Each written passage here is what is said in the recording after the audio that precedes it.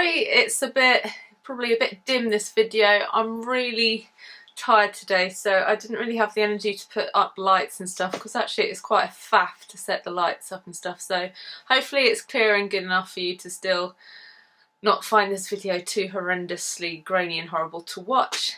But anyway, I've just come back from a 3-year-old's birthday party full of kids and babies, crazy stuff. It's weird when your friends start, you know, giving birth and becoming dads and mums and stuff. Very freaky. But it's kind of a bit of a nostalgia trip today, because a lot of us have been friends for a while. We started talking about the old days, old boyfriends, old girlfriends, you know, just school days and simpler times and more angst-ridden times, you know, that sort of thing. But I wanted to talk to you today about losing your virginity, the V plates.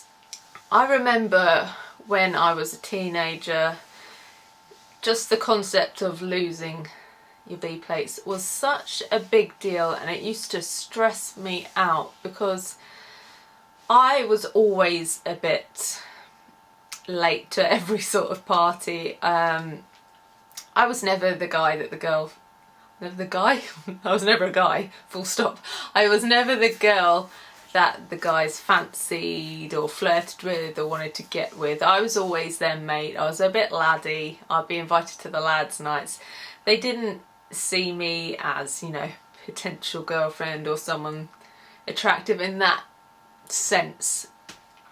And to an extent I was fine with that. I was quite happy mucking in with the lads and just hanging out and stuff.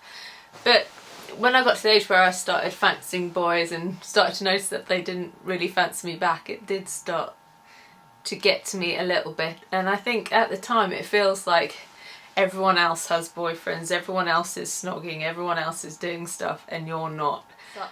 Whenever conversations started to drift to, you know, have you snogged a guy, have you done this, I would do anything to change the subject. I'd do anything to find a reason to leave the room or escape or whatever. And I remember I even tried to put friends off from doing it themselves, so I wouldn't be the only one left that hadn't done it or hadn't, you know, got a boyfriend or hadn't kissed someone.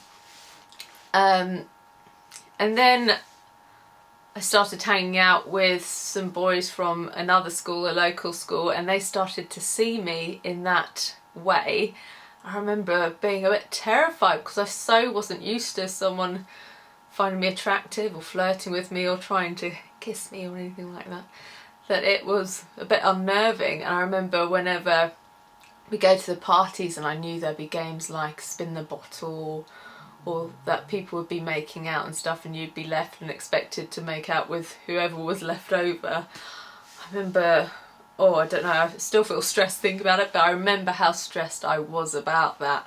Because I think at the time you think, how am I going to know how to do it? How am I going to do it right? What if they think I'm rubbish? Or, I don't know, all sorts of things pop into your head. What if I'm too slobbery? What if I use the tongue the wrong way? All those sorts of things. The guys that I liked and they liked me, I used to run away from. If I knew that they were going to ask me out or whatever, I would literally start blanking them, running away, pretending I hadn't seen them, all sorts of weird behaviour.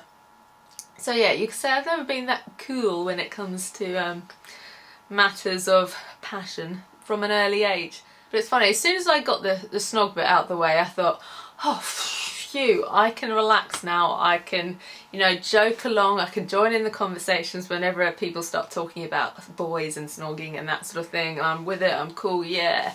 And then the next thing happened that everyone's talking about, but have you done this? Have they done this? Have you got to stage whatever? Have you got to second base or whatever? I never knew what the bases meant. I mean, what is second, third, fourth? Fill me in, because I still don't know.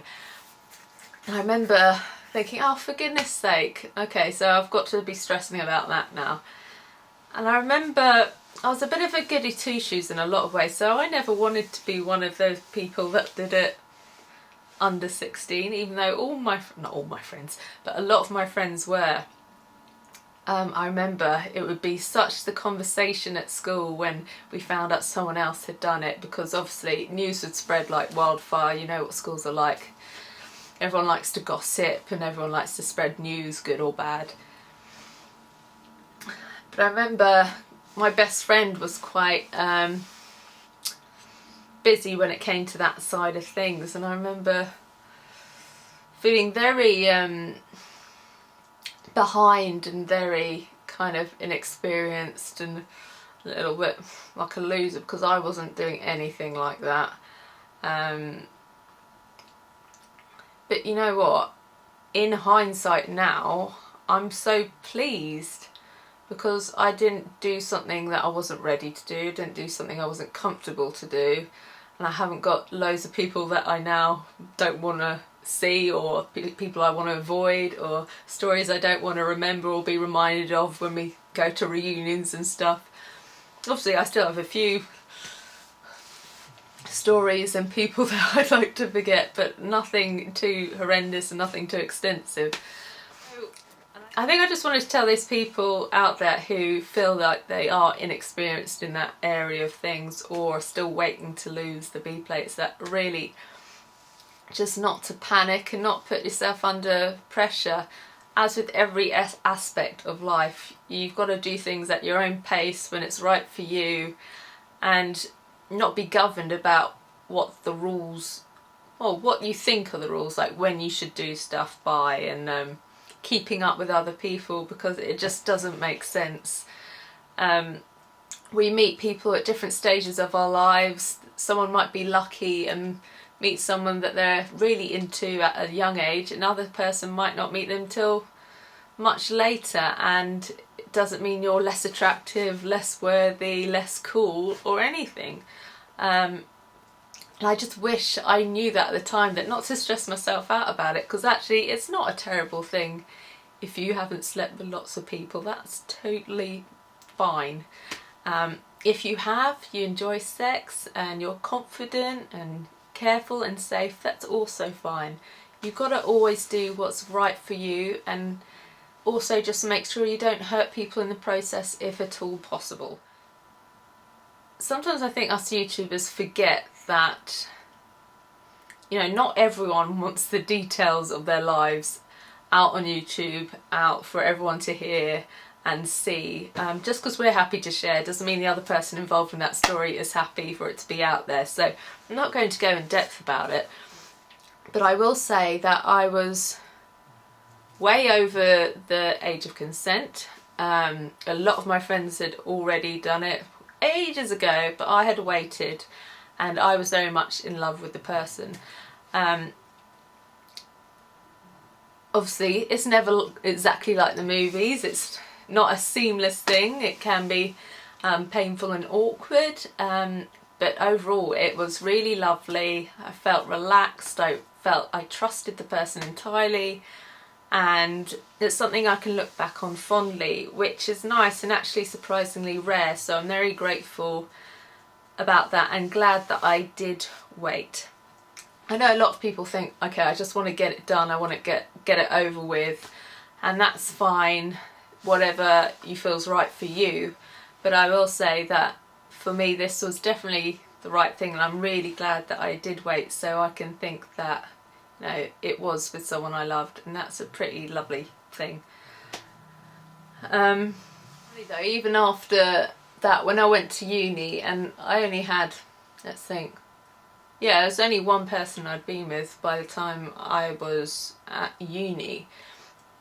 And I remember like everyone was talking about all these stories they've had, all the wild things they've done with so many people. And then again I was thinking, oh, it's just like school again. I haven't got all these stories, I haven't really got any frame of reference or comparison that I can make. But you know what, you've just got to kind of embrace it and just go, yeah, only been with one person, or yeah, I've been with one person and that's fine, that was right for me. And you know, and don't be judgmental of other people that have maybe done the opposite to you and experimented a lot and been with a lot of people. Very firm believer that you've just got to do what's right for you. Like I said earlier, make sure you try your hardest not to hurt anyone else in the process by kind of living by your own rules. I can count on one hand the amount of people, even at my age now, that I have been with in that way, and I'm totally fine with that. I'm not embarrassed about that. I can safely say that I loved every single one of them, which is nice, and I've never had a one night stand. So I know some of you probably think, oh, boring, maybe I've missed out. Perhaps I have, perhaps I haven't, but it's just not something I've been comfortable doing myself. I think I'm not the most confident about my body, I'm not the most confident, I guess, with putting myself out there in that way, so it's never felt right for me to do that. Most people that I have gotten with, I've either had some weird connection that I felt confident with them straight away and fall in love quite quickly, or I've known them for a while and we've built up that trust. Obviously the first time is always going to be a little bit scary because it's something new. Anything new is scary, but it can also be exciting. I think by doing it with someone that you trust, you're going to feel a bit more relaxed.